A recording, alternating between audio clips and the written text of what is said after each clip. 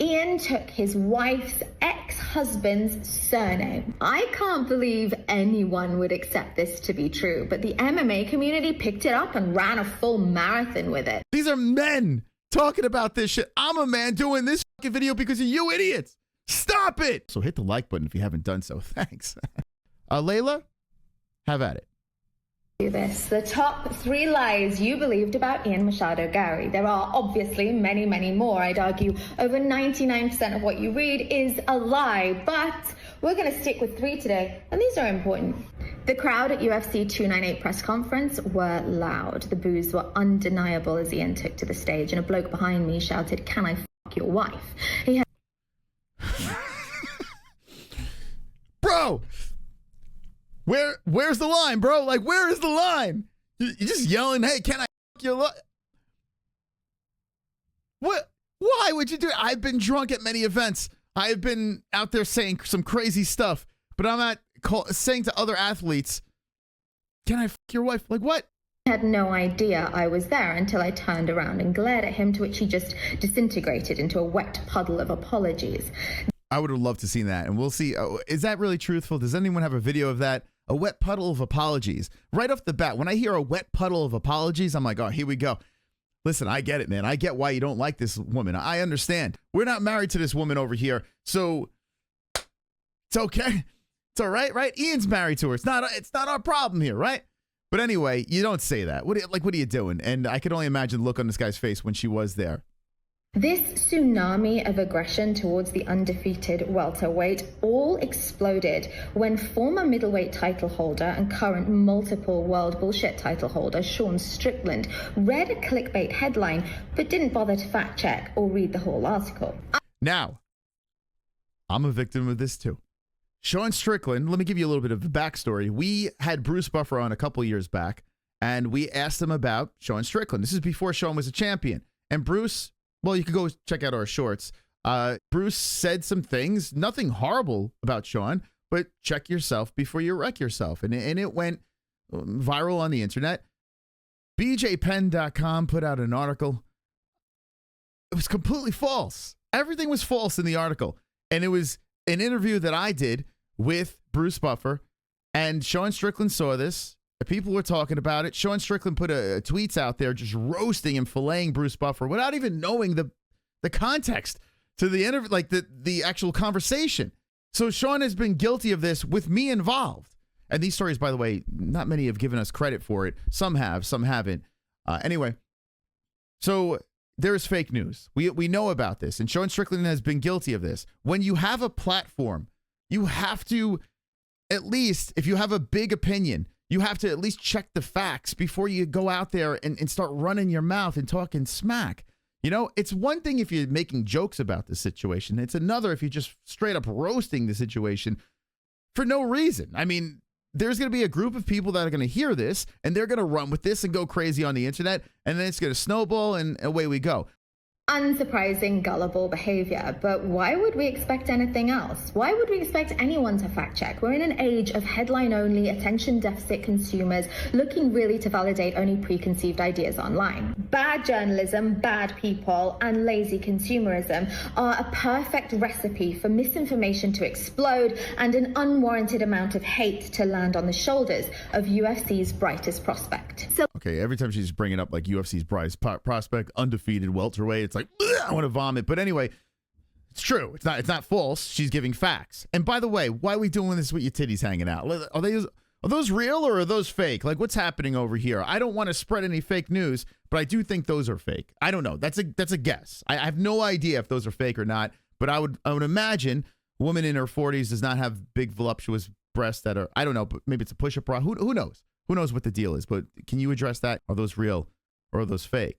So let's begin with lie number 1. Ian took his wife's ex-husband's surname. I can't believe anyone would accept this to be true, but the MMA community picked it up and ran a full marathon with it. In fact, some people are still running with it now, gripping on with sweaty, trembling fingers in order to justify blatant trolling. Now, okay, yes, this is all over the place. And even if it was true, who gives a fuck?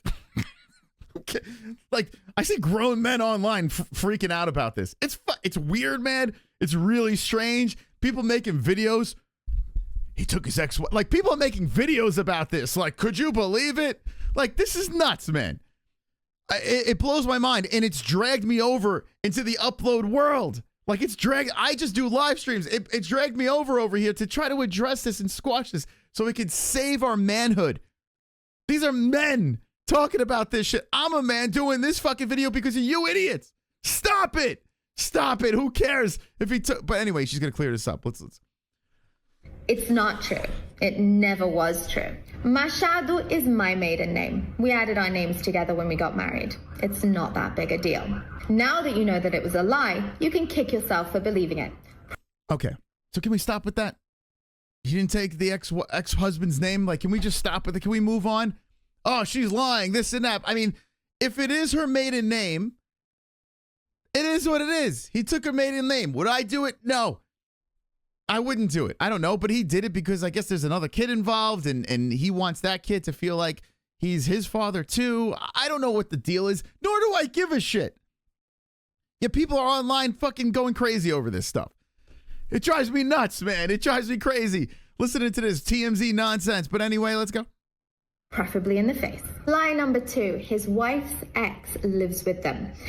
There's a pattern here. A lot of the lies are about his wife. I'm so glad she's finally clearing it up. No, he doesn't. He never has done. I find that a bit weird. I wouldn't want to. No, this lie was born out of the mouth of an MMA YouTuber desperate for clicks. When you make a channel in... Which YouTuber is she talking to? An MMA YouTuber desperate for clicks. Now, let's be honest. We're all desperate for clicks here because YouTube pays some pretty damn good money if you get those clicks, if you get the likes, if you get the shares. So sometimes people fall into the wormhole of things they don't want to do, like me doing this upload because I like doing live streams. But here I am. Anyway, we all do it for clicks, but it's a matter of doing it in a way of integrity. It's tricky. It's tricky to do. But let's see what she says about this MMA YouTuber. And let me know in the comments who you think that YouTuber is. Also, hit the like button if you haven't done so. Thanks. Entirely dedicated to your opinion on others, you have to somewhat admit that your own talent isn't enough. You haven't got enough to entertain. You have to talk about other people in order to stay relevant. Everyone talks about other people. The news talks about other people. I'll walk down the street and talk about other people. That's what we do as human beings. And if you could monetize talking about other people, well, why wouldn't you do that? So I don't know what the big deal is. I don't know what the problem is. I have no problem with talking about other people, and you can talk about me as well. Feel free. Have at it. I won't shame you. You're riding off the coattails of other people's hard work. This isn't fighting commentary. This is just self-indulgent numerical masturbation. Well, when Ian Garry takes a couple of blemishes on his resume, when Ian Garry starts losing, eventually it's inevitable. It happens to the best of them, right? He's going to start a YouTube channel, and he's going to start talking about other people, the Chael Sonnens, Mighty Mouse, Israel Adesanya, Volkanovski, all these guys. You start taking L's, you start starting YouTube channels and being like us, the YouTubers. We bypassed the getting punched in the face in an octagon or whatever, and we just went straight to YouTube, whereas MMA fighters are using this as their backup plan when everything is done, life after the UFC, and it's fine. They're doing very well doing this.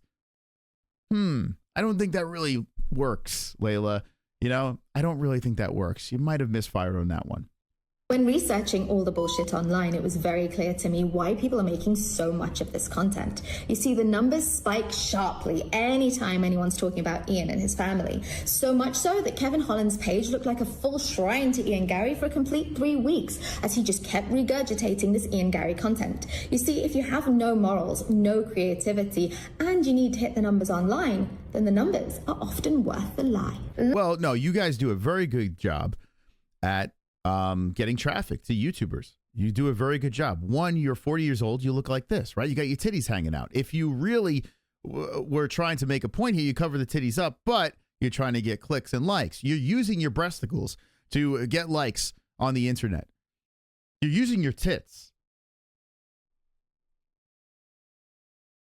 Think about that. You're using your tits, Layla, to get views and clicks. And we're using your tits, and I'm going to put it on this thumbnail. As what else was she talking about? I don't know. She's fucking annoying me. But anyway, let me rewind this. I lost my train of thought. Garry for a complete 3 weeks as he just kept regurgitating this Ian Garry content. You see, if you have no morals, no creativity, and you need to hit the numbers online, then the numbers are often worth the lie. Lie number 3. Okay, let's see how she explains this one. Ian is a cuck. Step back up, Sean Strickland, a man who's unlikely to be au fait with the Shakespearean English he unwittingly used when calling Ian a cuck. Does she not remind you of something from Game of Thrones? Like, I feel like a dragon's just going to fly in and just bite her head off. Like, it's weird. She's like a malicious queen that is just like, I understand why people don't like her, you know? And I understand why Ian Garry would marry her, right? She's a pretty woman that is very articulate, and she seems intelligent, and she wipes his ass. She does everything for him. All he has to do is go into the gym, get punched in the face, try to keep on winning some fights, and he'll bring home the money. She'll do all the behind-the-scenes stuff. They got a well-oiled machine over there, right? I mean, I don't know. There are some guys out there that just want their wives to do everything for them. That's how it is. Some guys like to go to work, and they want the woman to stay home, clean, take care of the kids. Other people want the woman to handle all the finances, handle all this, all that. It is what everyone has their situation with their spouse. Everyone makes an agreement, and then whatever works for that person works. And Ian Garry in this situation has her doing some of the heavy lifting in other areas. And I guess some people are intimidated by that. I don't know what it is. Have no idea. But let's see what she says about Ian being a cuck. First penned in the story of Othello, the word cuckold refers to the fear of a man who's been betrayed by his wife. Ooh, a history lesson. Sean Strickland has been talking an awful lot about Ian Garry's wife. I've been called a sexual predator, a paedophile, an abuser, all by the man who alleges he suffered that exact abuse as a child growing up. She just dropped this video when Sean Strickland put a heartfelt message out to social media. Like Sean was at his all-time low, addressing the people, talking about his demons and how nothing makes him happy in life. And then she drops this video. She's an evil human being. She is. I mean, she's a fucking savage, man. She's an absolute savage. And now she's going to fucking fillet Sean Strickland and give him a history lesson at the same time. Vicious. All by the man who alleges he suffered that exact abuse as a child growing up. In the Shakespearean classic, Iago tells Othello about Desmonda's adultery and he blindly believes the rumors. It's serendipity and not merely coincidental that Iago was lying. There was no truth to the story at all. Othello, like the crowd at UFC 298, was cruelly misled by Iago's jealousy and insecurities. Othello was never the cuckold he was called. His wife was never an adulteress, and notably, when the lies were exposed, Iago was taken away to be tortured and killed. Thank you, Shakespeare. Okay. Yo, she's evil. She's evil. You notice she didn't mention Colby at all. And in recent time, if you're watching this down the road, I don't know, but Colby Covington was just put out a video about Ian being a cuck and, you know, ripping on Layla and blah, blah, blah. She never even addressed Colby, whereas Ian Garry addressed Colby. There is a master plan over here between this Ian Garry machine. He has people around him, and I think she's leading the charge. She's at the helm of the ship. But there are smart people around Ian Garry. And as long as Ian, all he has to do is keep on getting his hand raised. As long as he gets his hand raised, these people are going to put Ian in a situation that he's always going to be in the spotlight. Whether you like what they're saying or you don't like what they're saying, they're doing a magnificent job at getting everyone to talk about them. And I think that is the end game. That's the goal over here. But at what cost is it, right? I mean, if you think about it, family's involved, right? So if you do truly want the internet to stop with the trolling and the cuck and this and that, well, maybe you should do it in a way where it's not as obnoxious as this. But she's kind of leaning into the trolling. She's trolling right here. This is a complete troll video. She's leaning into it. She's putting wood on the fire. So she's guilty as well. So all that heat that's going on to Ian and getting pushed in the direction of his family, well, you're not helping, Layla. You're not helping at all. Yes, you did have a ferocious comeback over here, and I applaud you for that. But there will be a cost with your family as the kids get older, and you have to explain to them why everyone in school is calling daddy a cuck. I mean, it's not going to end if you address it this way. What do you think about this nonsense? Are you sick of it?